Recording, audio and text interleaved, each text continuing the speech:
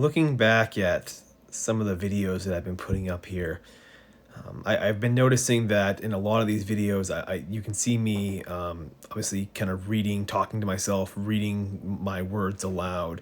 And I figured I'd do a video tonight kind of discussing that, just because I know it's obviously must seem perhaps somewhat weird, sort of just talking out loud in my chair, basically, just to my computer screen. Your eye can be deceived very easily, but your ear is always going to be on point.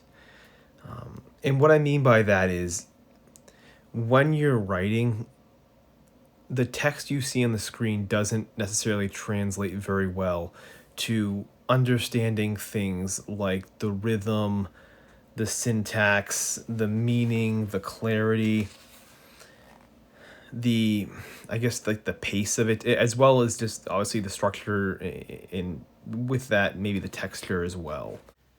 I mean, just as like a very practical example, think of how many times you've forgotten to put like an a or a the in one of your sentences, right? And you read it back and you go, oh wow, I can't believe I forgot to put that in there. But because your eye is sort of skimming over what you're reading, your mind sort of just fills in that blank. It's that little trick there, the same kind of trick where you'll see like these words misspelled, but as long as the first two letters of the word are the same, you can figure it out. I'm sure you've seen that like on like some meme online, basically, where people do that.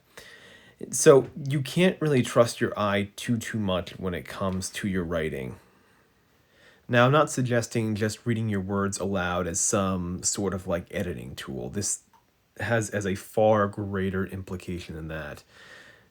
Your When you write on the page, your eyes can't pick up things like rhythm.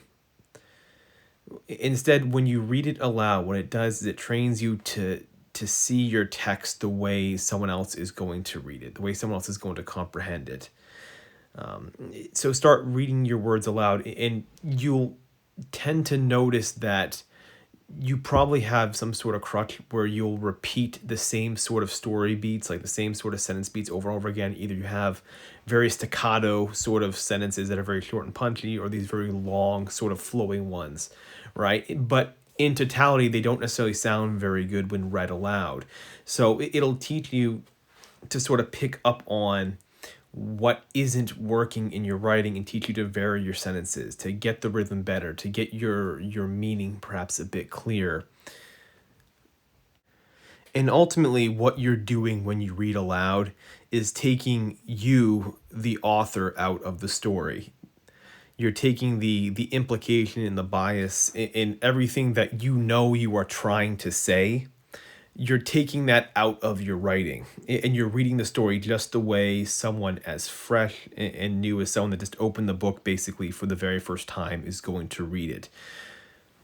And what you'll find is that what is left is just what the story is, not what you intended the story to be.